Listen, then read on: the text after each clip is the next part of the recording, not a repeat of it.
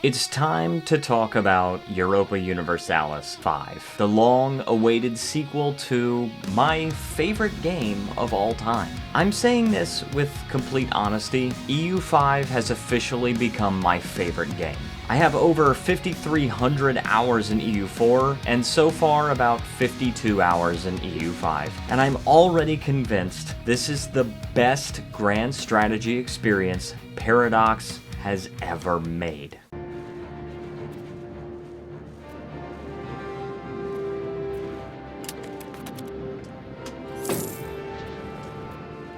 Let's start broad. Europa Universalis 5 builds on what made EU4 great while evolving into a deeper, more simulation-driven experience. It's not flawless, there are a few bugs and some UI frustrations, but for a game with this level of complexity, it's surprisingly stable and wildly fun. If EU4 was about managing abstract systems and mana points, sort of like a board game, EU5 leans hard into simulation. Paradox didn't just make EU4 2.0, they created a world that actually feels alive. I describe EU4 as 95% board game, 5% simulation, and EU5 is the opposite. 95% simulation and 5% board game. I'll admit, I was skeptical about the removal of Monarch points. Unlike a lot of EU4 veterans, I actually like that system, but what they've done here makes sense. Legitimacy, estates, manpower, sieges, and cores are all systems that return,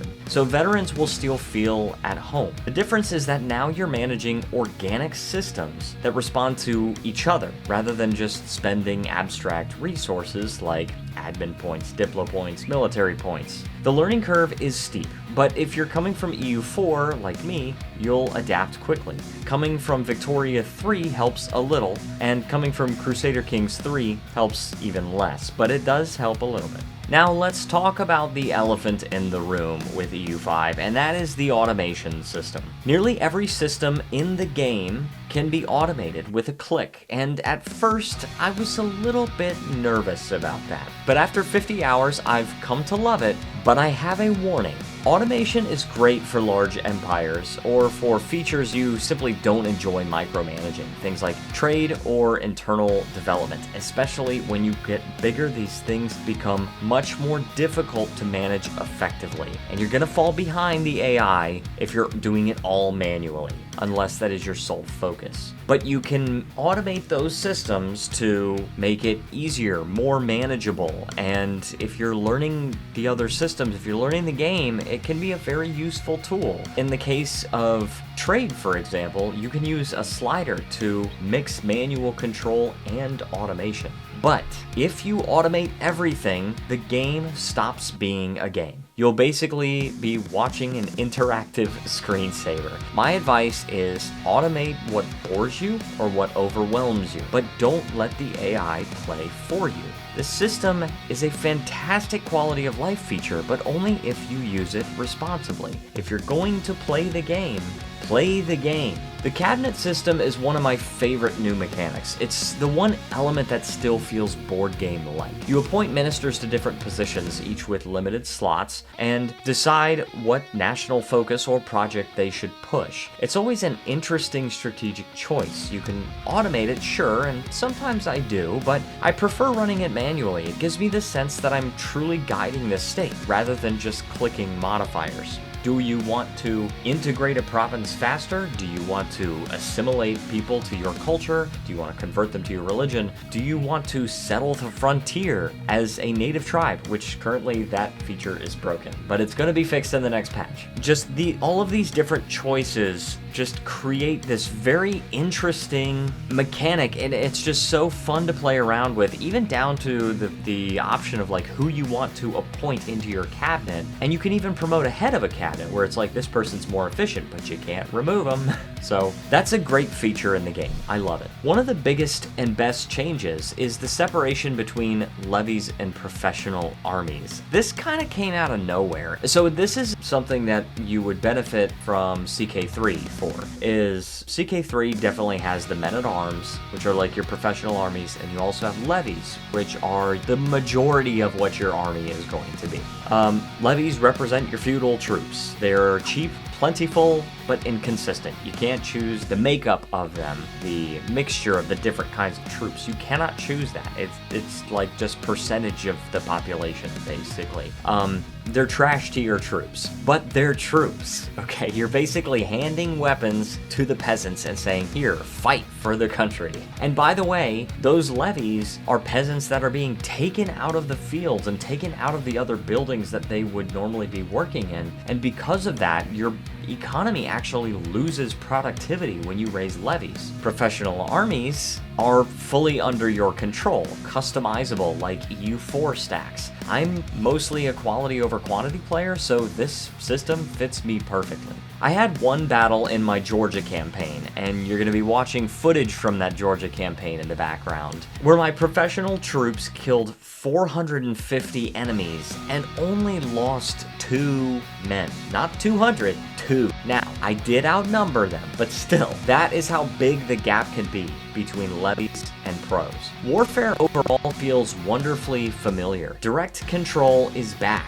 Thankfully, no frontline system like in Victoria 3. It worked great in Hearts of Iron 4, not so much in Victoria 3. Occupations, in spite of the location system that is new in EU5, occupations are not tedious. If you take the provincial capital of a province, then the surrounding locations within that province also flip after a short time. Sieges are also still chance-based, like in EU4. There is not the predictable progress bar like you see in Crusader Kings. It's chance-based. You roll a die, and it's affected by different things such as artillery, fort breaches, and etc. And I can't really explain why I like this system this way. I just do. I just like it, and that's what I'm used to. So I'm glad it's back. The map itself is massive, absolutely colossal in scale. I think I remember reading that EU4 had something like 3,800 provinces and EU5 has something like 27,000 locations, something like that. It is ridiculously detailed. The new location system adds so much detail, so even tiny states feel substantial. It feels like even when you're playing as a really small country, you've still got a few locations that you are working with. You're still producing a few different kinds of goods that you can expand on, and you can still develop your small country and attract population and be incredibly developed even with just a little bit of land. So provinces, areas, and regions all have similar scales to EU4, but they just have more nuance. The world feels full of life and possibility. Zooming in and seeing the individual locations within a province is just something that still boggles my mind even after 52 hours in this game. I love it.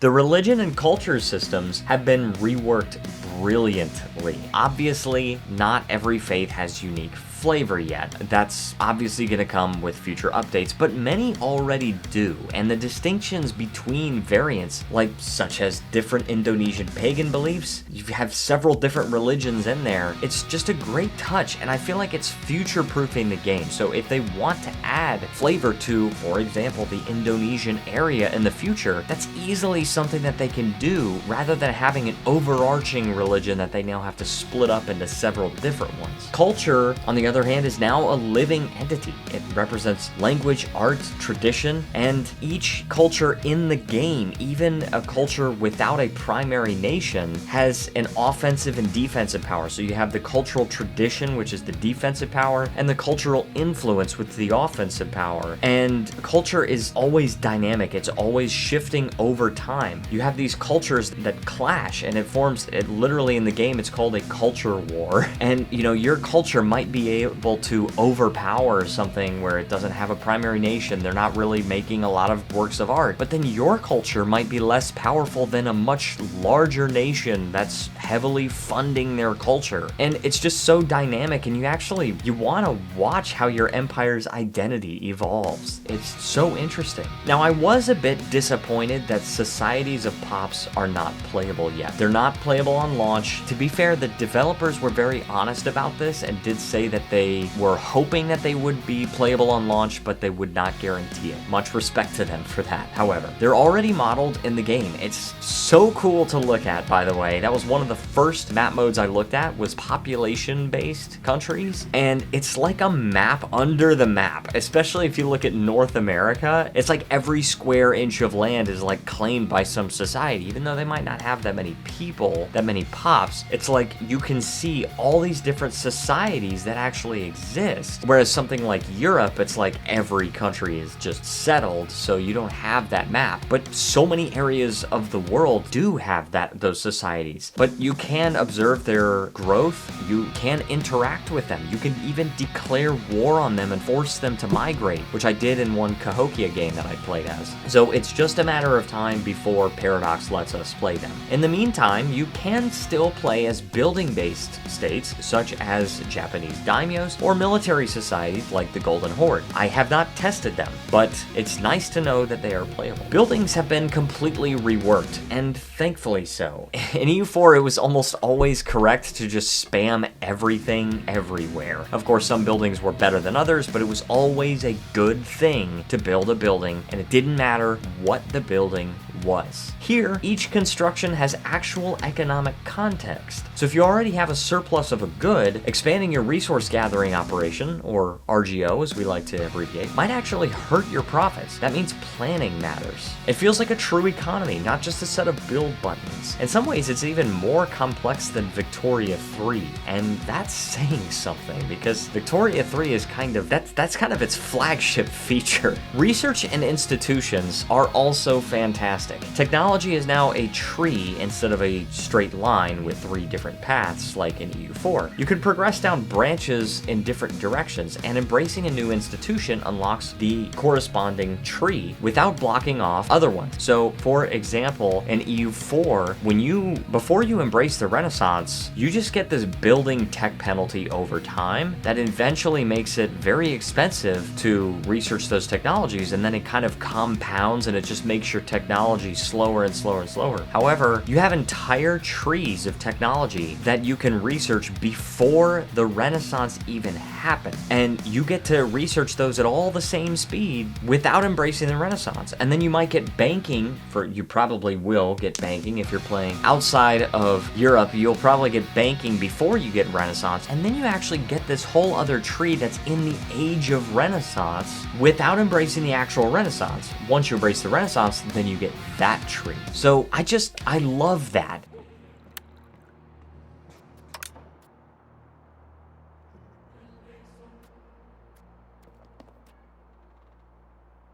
Now, with that advanced system comes the abolition of national ideas and idea groups. Instead, you get them baked into the advances, and you can get unique advances from your religion, your government, your culture, and even your specific nation. Now, even being a settled nation has a couple of unique advances, which leads me to be even more certain that Societies of Pops will at some point be playable. Now, the UI does need work. It's functional, for sure, but it is clunky in places.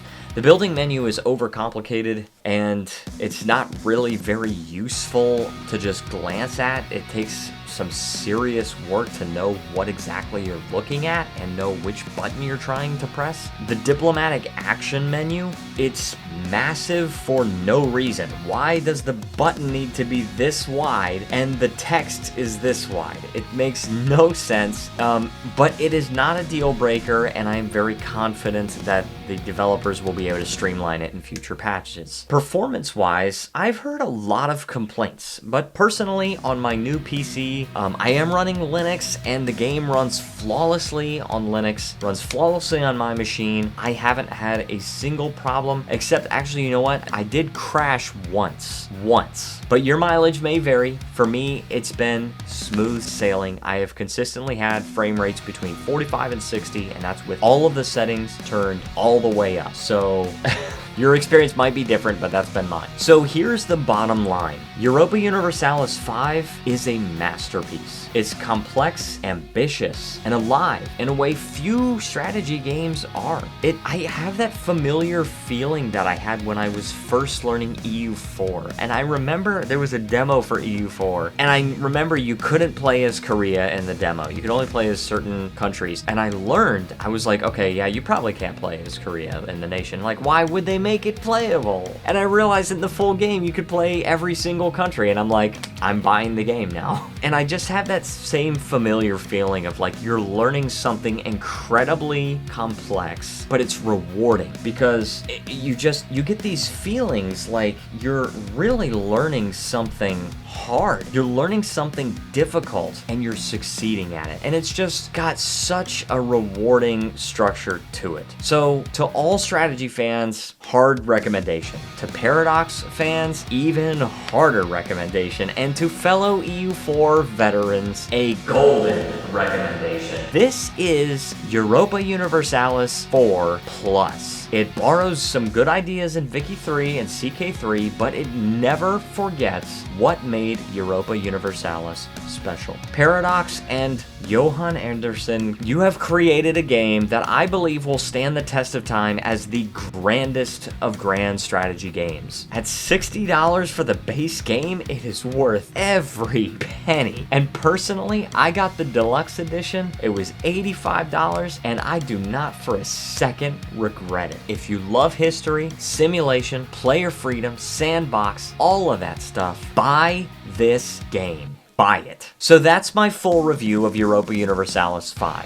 Have you played it yet? Which nation did you start with? I know I played a few native tribes. I played as Korea in my live streams. You can watch those. And I have an Iron Man game going as of the time of this review of Georgia. Tell me in the comments below. And if you enjoyed this review, please like the video and subscribe for more content because you know I am going to be streaming this for a long time. Thank you for watching. I'll see you on the map.